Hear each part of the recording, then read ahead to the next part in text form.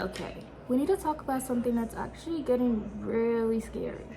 And we're not just talking about beauty standards, but how far people are being pushed to meet them. Because in China right now, some of these beauty standards aren't just unrealistic, but they're actually dangerous. Let's start with the standard. The ideal look being pushed around is very specific: extremely slim body, very pale skin, small V-shaped jaw, large eyes, delicate, almost doll-like features. And again, this isn't just preference, it's everywhere. And this is where it starts to get a little intense because there are entire apps and platforms built around this. Scan your face, get rated, and be told exactly what to fix. Imagine opening an app and being told you're absolutely hideous. And that's not the worst part, because some apps stimulate what you look like after certain procedures. So now you're not just comparing yourself to others, you're comparing yourself to a digitally perfected version of yourself. And that's not self-improvement. That's being turned into a project. Craziest part is people aren't even using filters anymore, because why use a filter when you can permanently match them?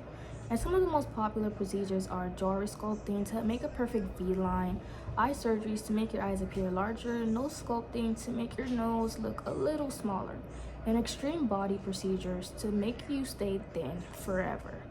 And these are often marketed as easy, quick, and normal. But here's what they don't talk about. These procedures come with real risk, like long recovery times, complications, or uneven results, nerve sensitivity to long-term discomfort.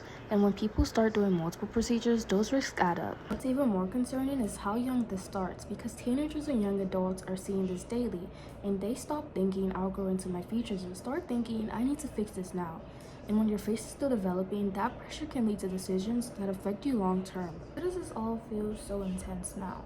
Well, I'll tell you. The first thing is competition culture. Because appearance affects opportunities, social pressure is very high.